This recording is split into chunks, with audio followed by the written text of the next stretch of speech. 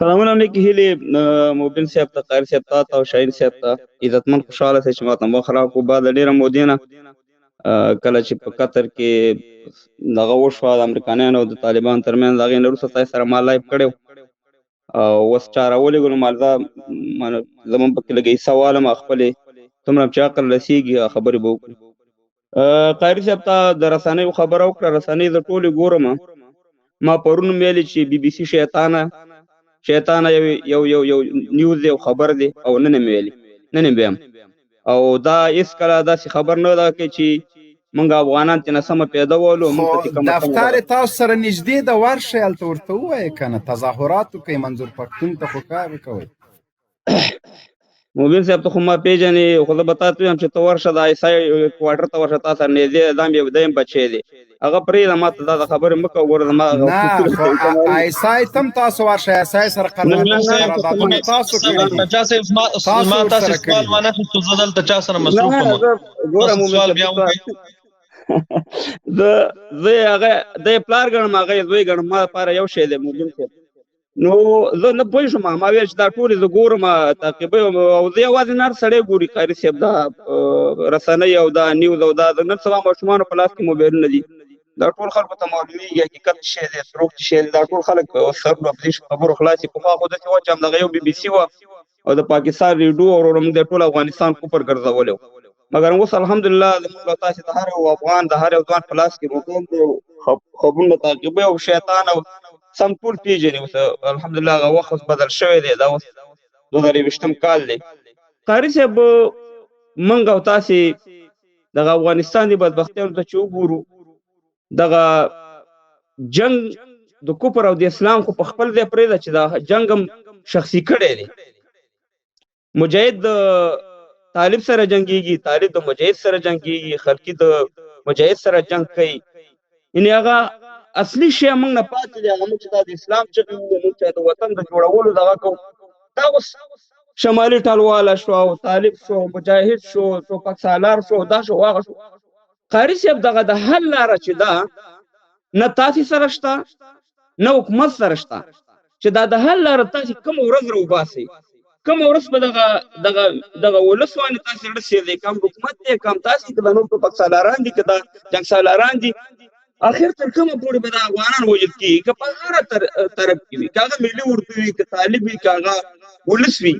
دا د حل لارې کله تاسې داسې اعلان کوئ چې کله داسې موږ ته دغه رښتیا خبره وکړئ چې دغه د دې جنګ شاته څوک ولاړ دي، دا جنګ په کوم مقصد روان دی، اخر دا د پای ټکی ایښودل کېږي. کله موږ خو دغه واړه رالوی شو چې دغه ولسوالي ونیوله، موږ به مجاهدینو ته خدای زموږ نه یې وبخښي او هغه پلرونه همدا بیا دعا کوو چې خدای نن مجاهدینو پوسته ونیوه، ته ورته بری ورکړي، خدای ته وروسته ټوټې ټوټې کړي، نن یې ولسوالي ونیوله، خدای ته اوس هماغه طالبان هم دا دغه دی، دا ولسوالي ونیوله، دا پوسته ونیوله، بله ورځ ضروره تیارې راشي، بمباري وشي، بله ورځ روډ والا مړه شي، طالب هم مړه شي، ولس هم مړه شي. دا قاري صاحب د دې بدبختیانو هغه تاسې سره کم لاره شته که نشته، که نه همداسې به روانو تر قیامته پورې به داسې وژل کېږو. پاچا صاحب محترم، وله خبره خو دا ده، ما مخکې مې یادونه وکړله دا د بي بي سي په اړه. بي بي سي چې دا موږ دا څه چې موږ نن وایو دا 100 کاله موږ هم دا چیغې وهو، 100 کاله د موږ فریاد هم دا ده چې ګورئ دغه رسنۍ چې دي دا د دې تر شا دا د یو چا ژبه ده.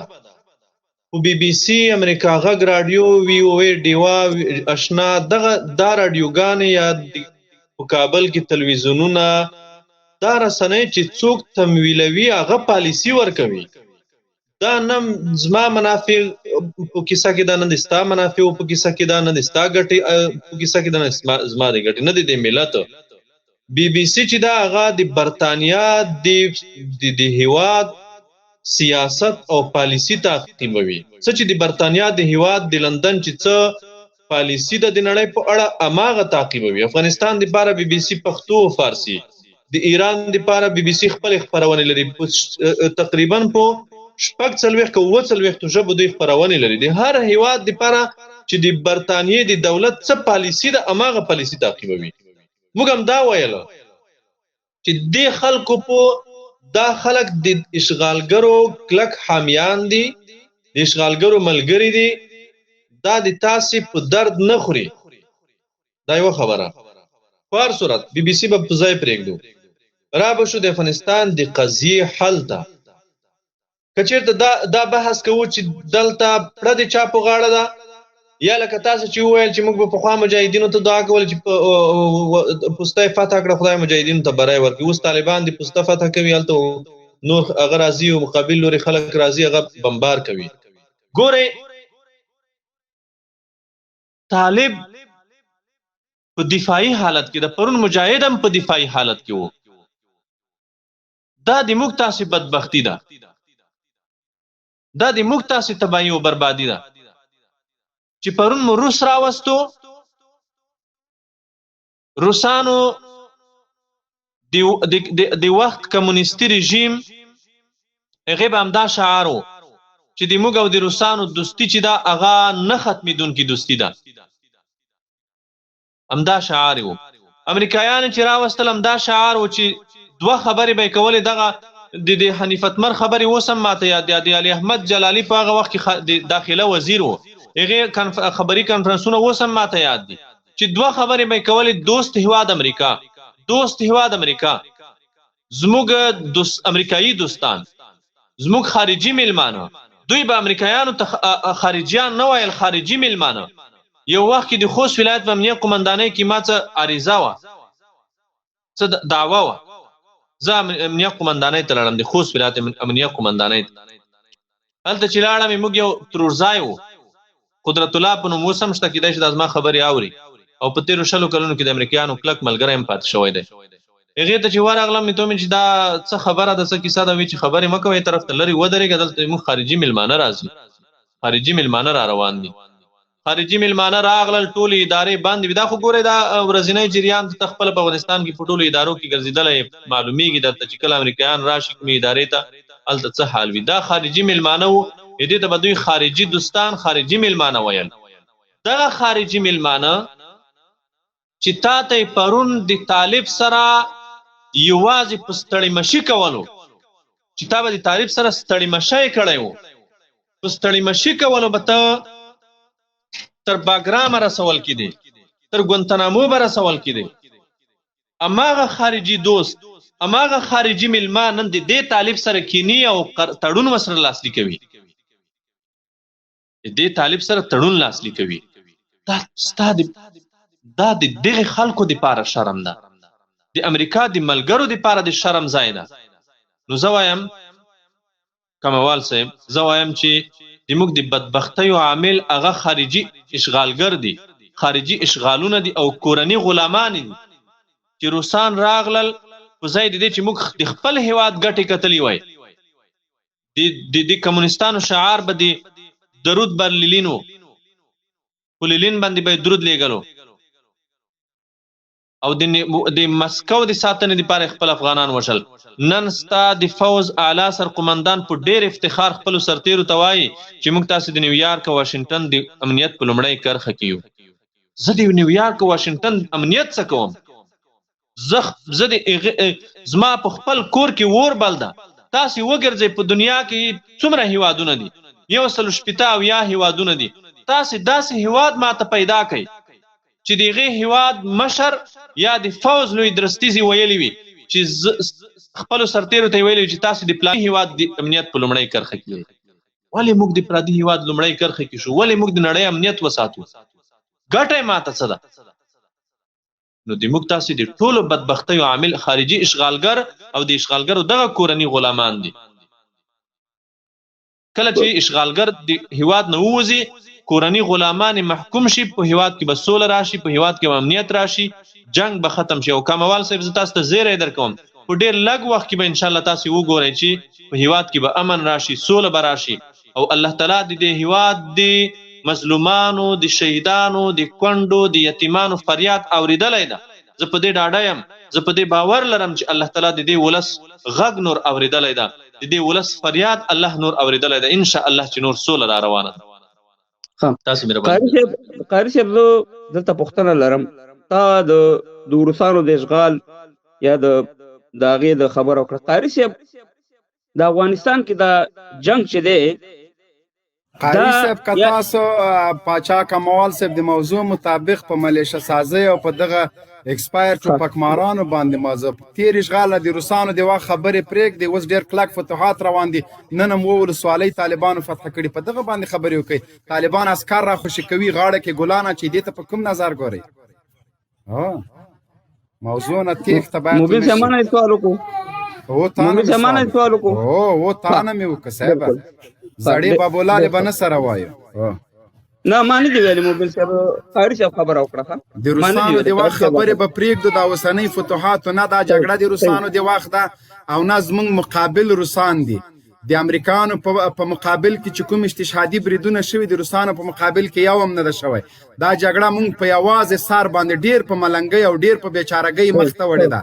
د روسانو په وخت کې په جهاد کې د امریکا او د عربو بې خرته مرستې وې، لیکن د امریکایانو په وړاندې ټوله دنیا د طالب په وړاندې درېدلې وه.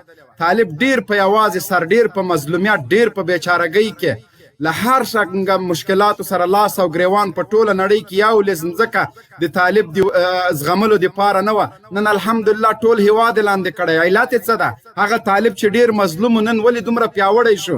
هغه طالب چې ظلم پې کېده نن د انتقام په جای خپل دښمن ته غاړه کې ګلان اچوي. د جګړې ټول اصول او مقررات چې کوم نړیوالو ایښي دي هغوی ته سرغړونه کړې.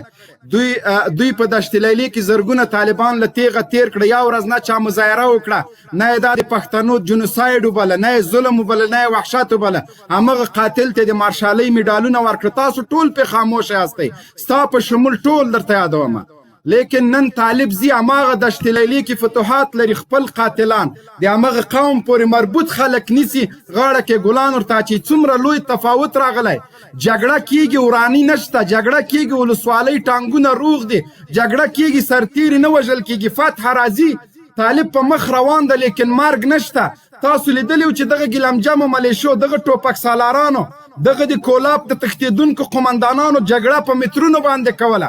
د کابل ښار په کنډواله بدل کړی. دارالامان چې اوس غني د جوړېدو لاپې او شاپې وهي، همدغه غني خېلو همدغه د ده تر څنګ ناستو قمندانانو وران کړی و. 6,000 باله چاینه ټانکونه یې کباړ کړل، تیارې یې کباړ کړې. نن هماغه خاینان، هماغه د ټوپک سالاران، هماغه ګیلمجمان، هماغه خلک چې کابل په کنډواله بدل کړ، ستا په څنګ کې پارک کې ناست دي. یا ورځ مو ونه ویل چې دوی خاینان دي.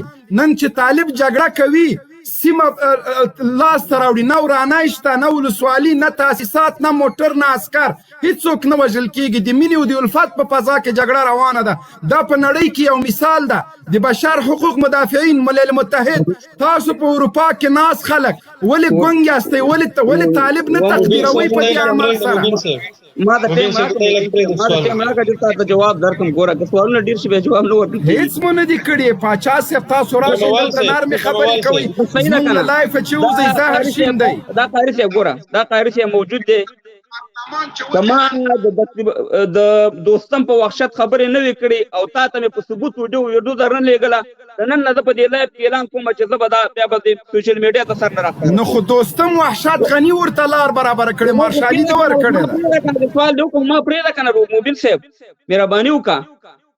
2-3 جمعې مخکې ما د پاکستان د سفارت مخې ته مظاهره کړې. که ما په هغه وحشت خبرې نه کړي، تا ته مې ویډیو درونه لېږله، بیا به هم دې فیسبوک ته سر نه راښکاره کوم. 3 ورځې مخکې وګوره، 3 ورځې مخکې همدې زما دې فیسبوک ته ورشه، لایف مې کړی، زما لایف بند و. 2 ورځې یا 3 ورځې مخکې که ما په دې جنګ سالارانو او په دې ټوپک سالار او په دې باندې ما خبرې نه وي کړي، زه بیا هم ستا دغه ته مخ نه راښکاره کوم. ستا په لایف کې 1.5 کال مخکې د دې باندې ما خبرې کړې. مبین صاحب کاموال صاحب 2 اپشنه دي. د کابل د شمال دغه ټوپک سالاران چې کابل په کنډواله ورکړه، د دواړو کې طالب منې که دوی منې، که نه یو هم نه منې، غني دي وي. زه نه، زه داسې وایم چې نه ټوپک سالار شو یا شمالي ټلواله شوه، هغه د دې وطن نه څوک ورکولی شي او نه طالب ورکولی شي. د مین لاره یې دا ده چې موږ د یو افغانستان د اتحاد او اتفاق لپاره کار وکړو. او دا خبرې اوس موږ دا ویو چې اوس ځان وژنې د خدای عمل پرېږدو، نو دا خو داسې سوال شو. مبین صاحب موږ به دا خبره کوو چې موږ سولې ته ضرورت و، امن ته. تا د هغه کاموال صاحب قاری صاحب زه یو خبره کوم. سوال به زه لږ درته واضح کوم. نه زه قاری صاحب زه یو خبره کوم، ته به سوال وکړه. قاری صاحب بیا خبره کوم. مبین صاحب تا ویل چې دغه خلک مسلط شوي دا یو ډیره خطرناک خبره ده. دا د افغانستان بیا هغه بدبختیانو ته وړل دي چې څنګه په 1992 کې په کابل کې 14 حکومت جوړ شوي. دا موږ هغه بدبختیانو ته وړي، دا هېڅ نتیجه نه لري. ځکه دغه کم چې د خلکو د ټوپک په لاس کې ورکړي دا خلک څوک دي؟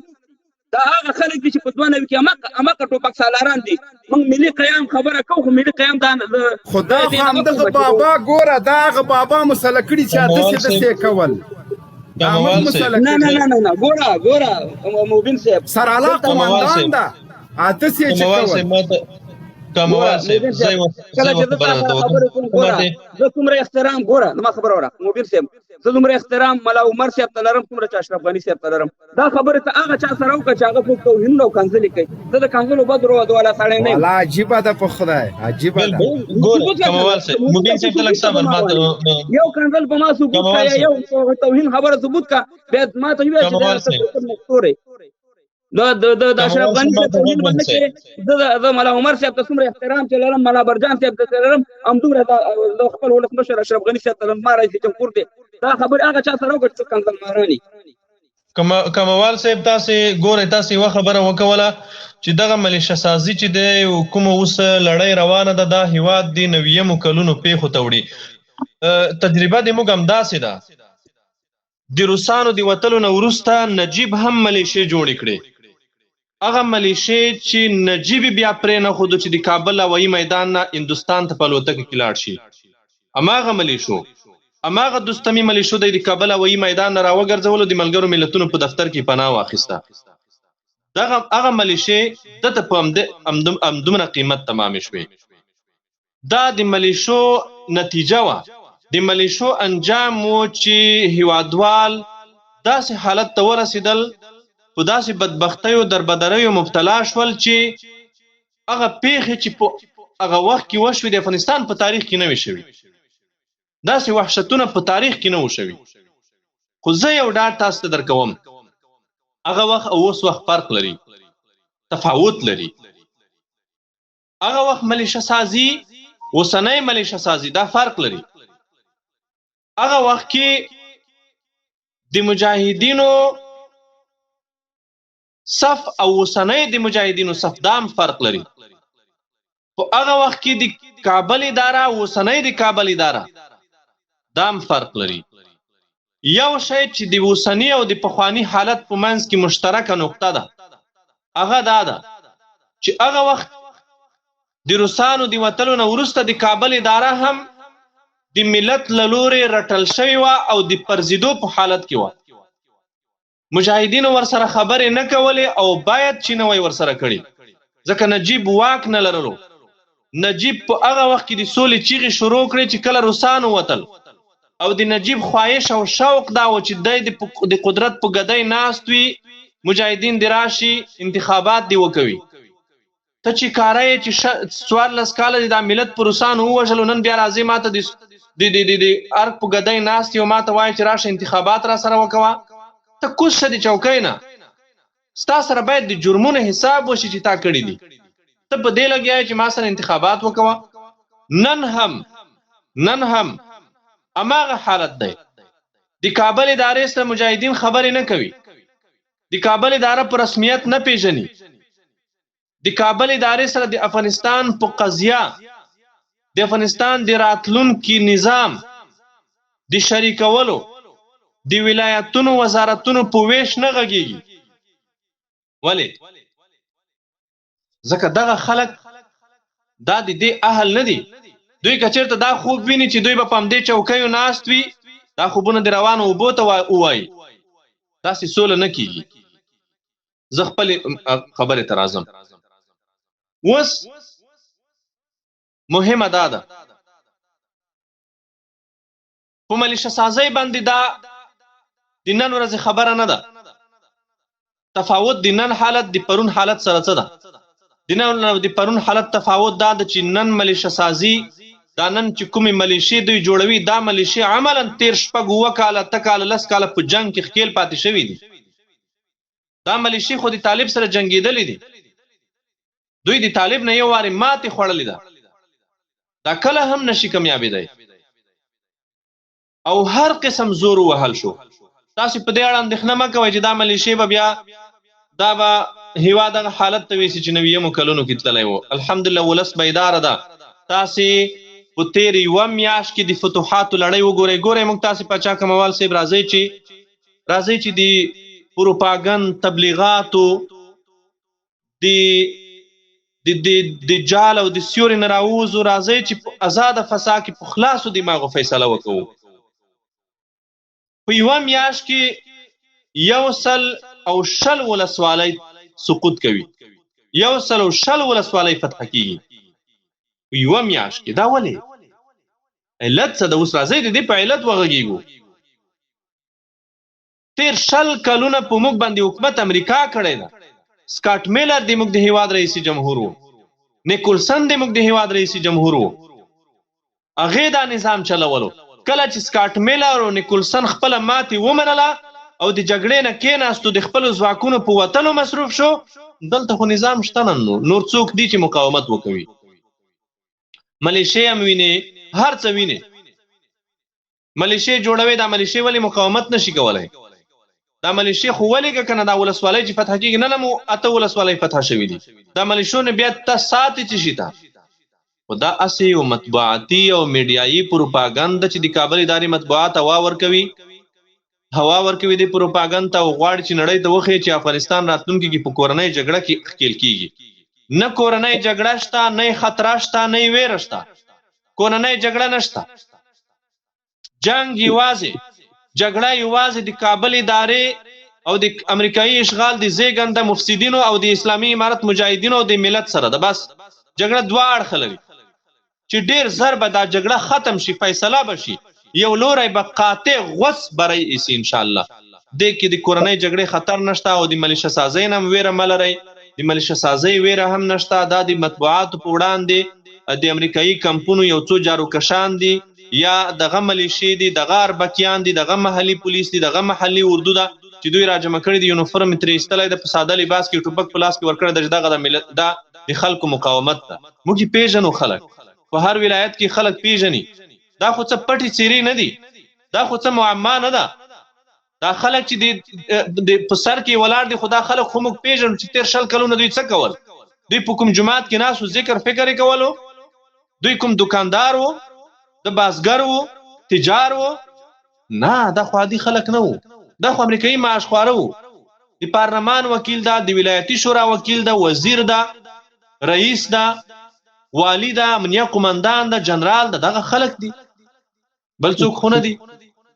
قاری صاحب بخښنه غواړم. ګوره کله چې موږ داسې حال یو نو دا ملیشې به پیدا کېږي.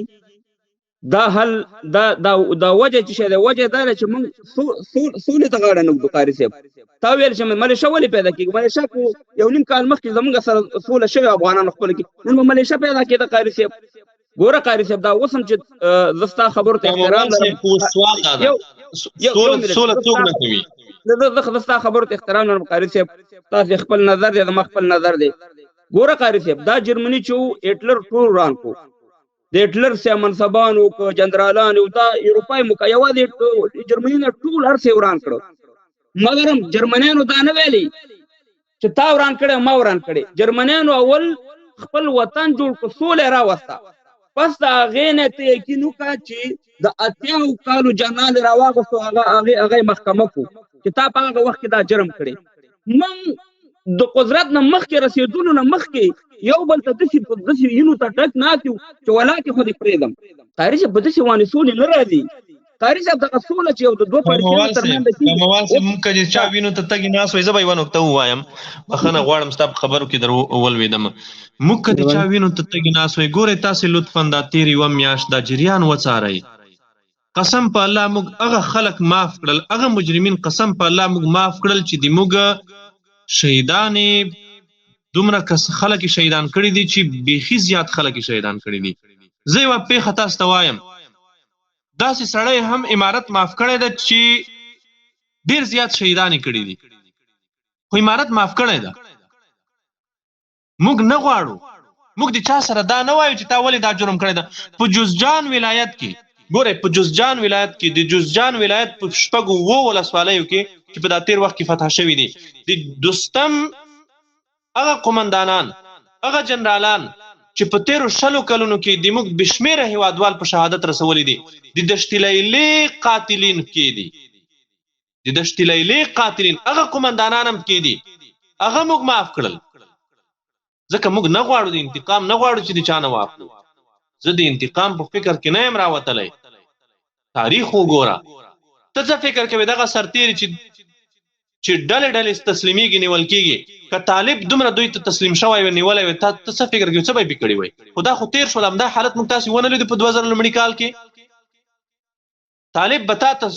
طالب به چې کله هم تا ونیو طالب به چې کله هم وسله په ځمکه کېښوه تا به ګونتنامو ته لګلو تا به اګرام ته لګلو ژوندی او مړ به ورک شو دا خو هر څه موږ لیدلي دي همدا طالب تا ته وسله په ځمکه کېښوه تا کنټینرونه ترې ډاخ کړل او په لوږه او په تنده دې ووژل په لمر دې ووژل زه انتقام نه اخلم درنه موږ د انتقام فکر نه لرو موږ فکر د دې هیواد د جوړونې لرو موږ فکر د دې هیواد د رغونې لرو د خپل سر د قاتلینو معافۍ ته تیار یو د خپل سر قاتلین معاف کوو خو راځئ چې هیواد جوړ کړو راځئ چې په دې هیواد کې اسلامي نظام جوړ کړو دا د خارج نه راغلي دا د بهر نه راغلي پروژیان او میلمانه غوړو قراردادونو ته پراته دا خلک د دې خاورې نه دي دا روان دي که نن وي او که سبا وي دا خلک روان دي کاموال صاحب تا ته بهتره معلومه ده ته بهتر پوهیږي چې دا خلک د دې خاورې نه دي دا خلک دلته نه پاتې کېږي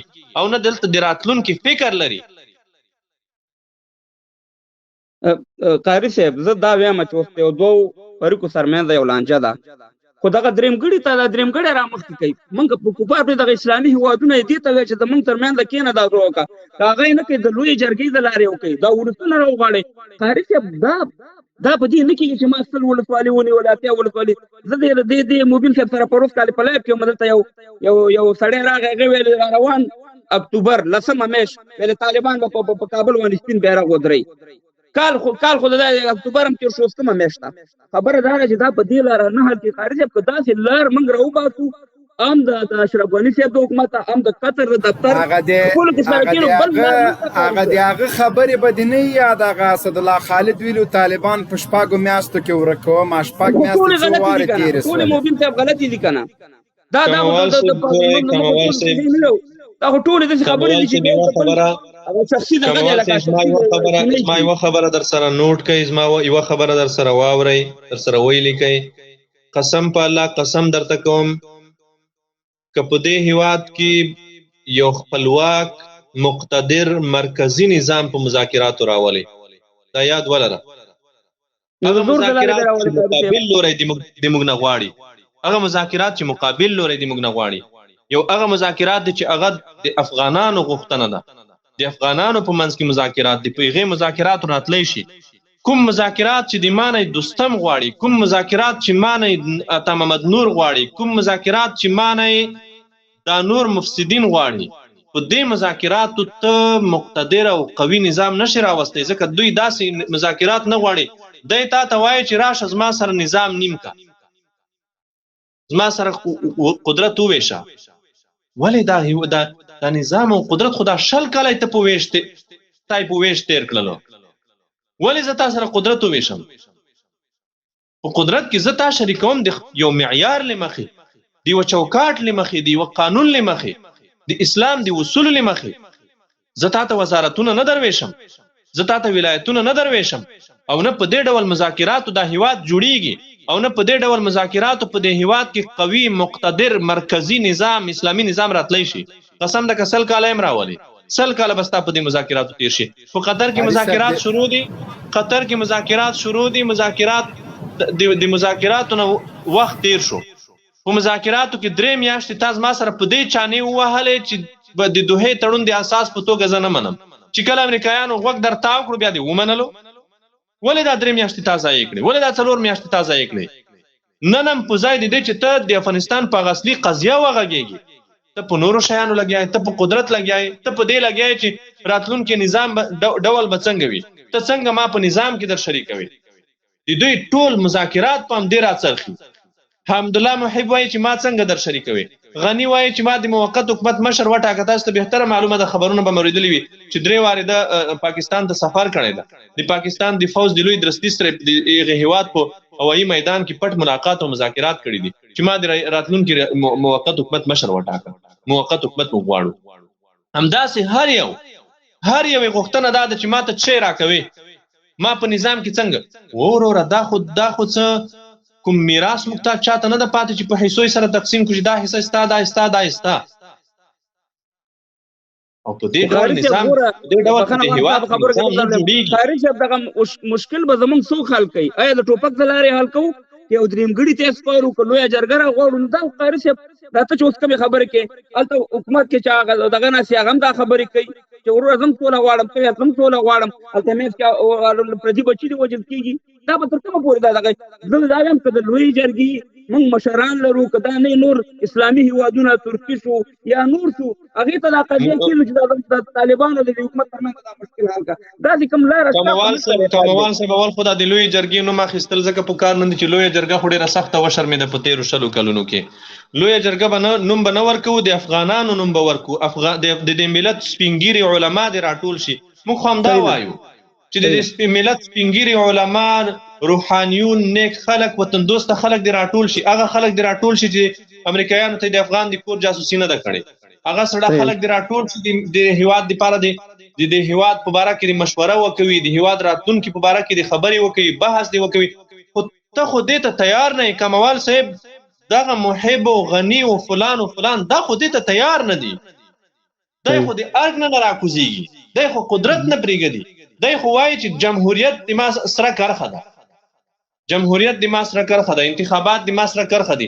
نو چې ته یو وار سرې کرخې کش کوي، بیا مذاکرات ته چې راځي، خو بیا خو داسې وایي راشه ما ته تسلیم شه، راشه د چټل سیستم تم را داخل شه چې دا دومره چټلان کې دي او طالب تم کې تم انتخابات ته راشه. قاری صاحب محترم ډېر کسان دلته په انتظار کې دي. زه د نور خدای په امان له مبین صاحب کله چې دوه دغه سره فریق سره خبرې کوي، هغه خامخا خبرې کوي، بیا چې کله د میز دغه ته راشي او کله درېمګړي ته دا شی وسپاري چې زما فولو کړه، بیا هغه د یو بل یو شي نه تېرېږي. قاری صاحب دا خو هر یو سړی چې په قدرت کې یو طرف ته یا بل طرف ته هغه ورور صاحب مهربانه مټې وایي مسل خوځوي. کاموال صاحب د اختلاف اساسي نقطه، اساسي ټکی دا ده نه تېرېږي. د کابل ادارې او د امریکایانو د تیر اشغال ملګري د یوې شي نه تېرېږي. هغوی وایي چې دلته به انتخابات کېږي، عام انتخابات به کېږي. موږ ورته وایو چې نه، هغه انتخابات چې ته یې غواړې هغه انتخابات زه تا سره نه منم، ځکه کوم انتخابات چې ته یې غواړې هغه انتخاباتو کې یو څوک چې واک ته رسېدلی شي هغه په ډالرو رسېږي. زه ډالر نه لرم، ما شل کاله په جهاد تیر کړی دي، تا په سرمایه جوړولو تیر کړی، تا سره امریکایي ډالر در سره دي، ما سره نه دي را سره. په دغه سیستم ته زه تاته نه در داخلېږم. راځه چې په راتلونکي سیستم باندې افغانان کینی، علما کینی، روحانیون کینی، دا ملت کینی، په راتلونکي سیستم خبرې وکوي.